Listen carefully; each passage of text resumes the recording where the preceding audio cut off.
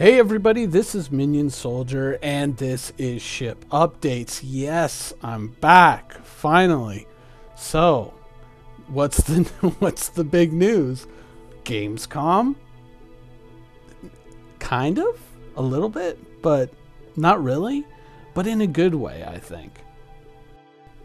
Now, right off the top, of course, we saw the 600i with the commercial that mostly, didn't really feature the ship for a lot of it, and kind of a bizarre artistic choice. Kind of reminded me of like an Infinity commercial or something like that, for an Infinity SUV or something like that.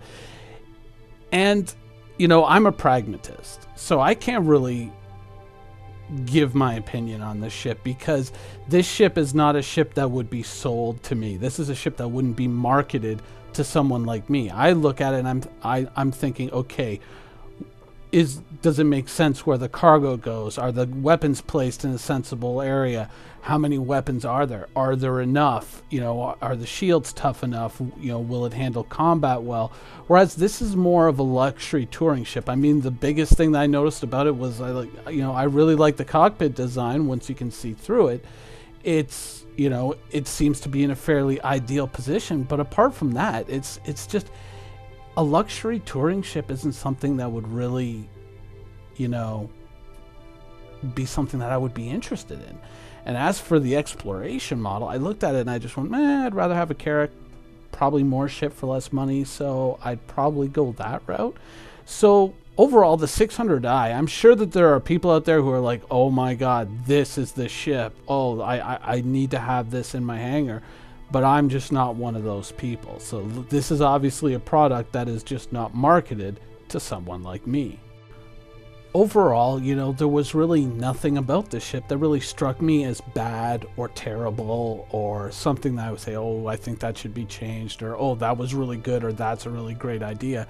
There was really none of that. It was my honest gut reaction to it was like, kind of boring. It struck me as kind of, just mundane, and overall just in stats and appearance.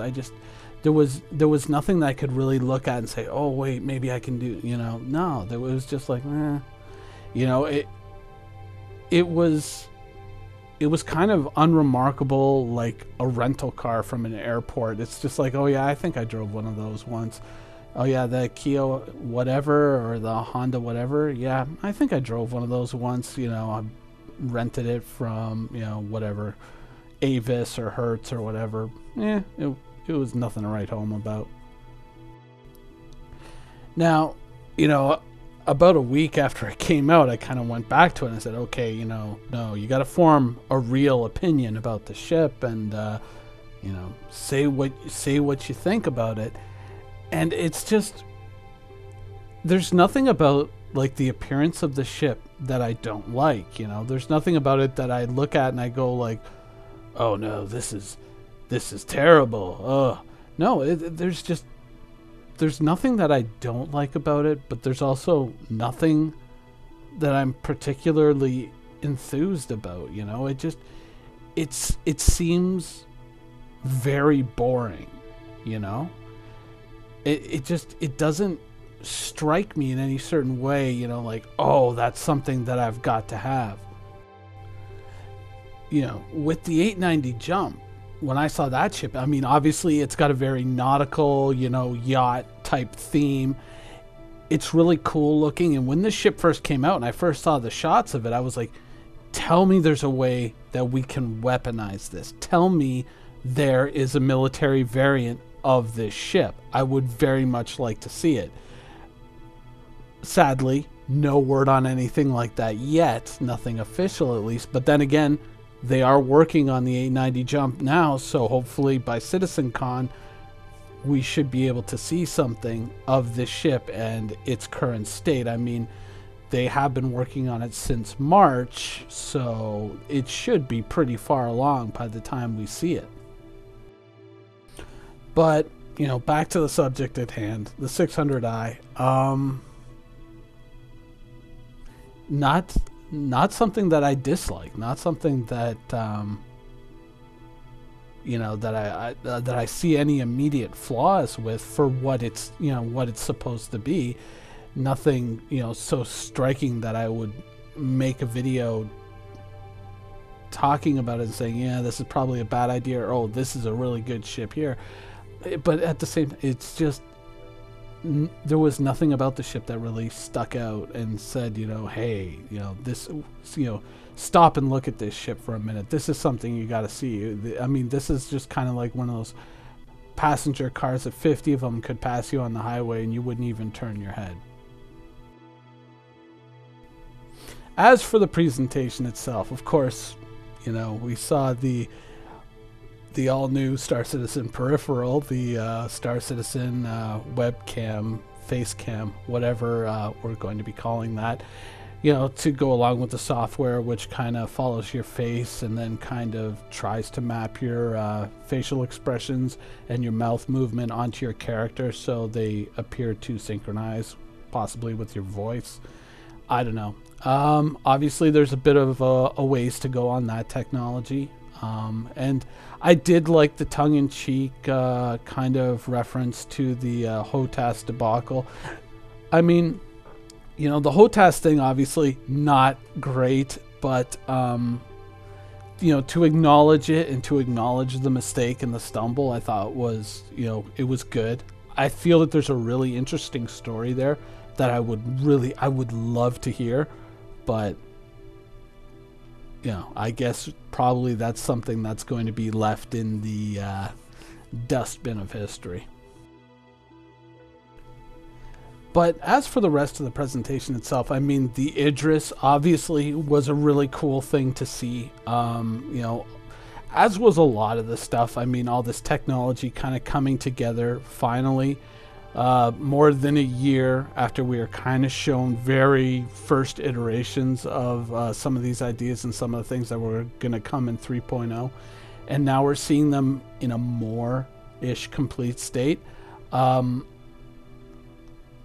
It was good to see. I was kind of fearful that this presentation was going to be like, oh, and in next year, this is what we're going to do. But no, they kind of focused on the stuff that they were kind of right on the cusp of delivering, or at least delivering before the end of the year. Hopefully, fingers crossed, please. And it was cool to see. It was cool to see the Idris. Obviously, I felt that this is something that's been held back a little too much, maybe because there was some polish that still needed to go into it. But it's bringing out the Idris, bringing out the Javelin, these are things that I think are always well received. These are two finished capital ships that I think are kind of held back a little too much. And so it's whenever they bring them out, it's always a crowd pleaser. And, it kind of showed a lot of things that I've been talking about with other ships, and it kind of showed how the Idris can fill in those blanks. Now, a while ago, I made a video using this piece of artwork here. This is, of course, a rejected concept for the Carrack, which CIG created as an exploration ship, but I kind of used this model. I said, this would be kind of like a really good, LST, landing ship tank sort of idea from World War II, something that you could land ground troops or a large amount of ground vehicles, help set up a base or whatever for, a large kind of ground combat situation where you want to move in a lot of forces. This would be kind of an ideal ship. And since this is a design that CIG has already produced, though, not taken all the way to being a finished ship, this is something that they could repurpose to that, and it would be really good. And this was, of course, because we didn't really have a full-fledged ship for landing large amounts of ground forces and possibly vehicles. Of course, a long while ago, we did see the Idris in some of the very early concept art when the ship was still a Corvette, of it having this big rear landing ramp, so possibly the Idris could have fulfilled that role. But that was just one concept art image from years ago, and we didn't really know, because we hadn't really seen that much of the Idris, whether or not that would still be there, or whether or not that ramp would still be there, if that would just not be a door that ships would fly through. And so we didn't really know if that was still there. But then of course we get to the presentation, and there it is, you know, living and breathing right in front of us, landing on the ground, and people are able to, you know, run up the ramp, and you can see it, and it looked really, really cool. Of course, we also got to see ships landing on the Idris, which was another great thing. But it kind of reinforced the idea that, you know, the Idris, when people are going out there saying, oh my God, I bought an Idris, did I do the right thing? This kind of, I think, reinforces, you know, that purchase, or the idea behind getting one, because now you can use it to deploy a large amount of ground forces or ground vehicles, which can help you in your planetary explorations or conquests or raids, depending on who you are and what you want to do with it. So it was a really cool thing to see. I mean, obviously it's not finished. There's the weird flickering with the dust effects, and of course, you know, there's still some work to be done on the ramps. Specifically, I think the fact that a loading ramp shouldn't actually crush and destroy the vehicle it's trying to load. It should actually allow that vehicle to drive up it. But, you know, once again, work in progress. But the important thing is, once again, there is progress, and it is looking fairly good, apart from the, you know, destroying the vehicle part. Overall, in my eyes, you know, Gamescom 2017, I think, was a good day for Star Citizen. It was obviously a Star Citizen presentation, which had all the usual CIG moments. You know, there was the awkwardly pre-scripted, utterly spontaneous gameplay portion of the presentation, which was fairly long, but it did walk you through, you know, the facial recognition software once again. You know, it took you through the missions, the mission objectives, flying, landing on a planet, deploying a vehicle, showing you all these things that we had seen before, but in a more refined state, and incorporating more technology and more parts of the finished game. So overall, you know, it was a success, and it had all those little, you know, kind of awkward moments that, in the end, you kind of love about CIG and the way they do things. It's those kind of like facepalm moments, and you're just like, it does make you laugh, and not in a way that you're kind of laughing at them like, you guys suck, but it, you know, like laughing like, you know, okay, these people are human beings, and, you know, human beings do make mistakes, and the most important thing is that they are trying, and they're trying really hard. So it was really cool to see. As for actual ship updates, though, of course, this is the dry time of the year when a lot of stuff is held back for the big presentations, with CitizenCon coming up next month. But we did get to see Mark Abent working on the Cutlass Black once again on Bug Smashers, this time quashing a bug that most Cutlass owners would rather he just left in the game, which is when the pilot fires, all the guns, including the turret, fire with it. I don't really think that that should be a bug. I think the OG Cutlass owners will agree, because we remember the days when all the guns fired when you pulled the trigger. Of course, back then we only had 5, but still, you know, the old school Cutlass Black was great that way. It was kind of the poor man's Super Hornet, and I don't know, maybe a bug that should be left in place. I don't know. Leave your opinion in the comments down below.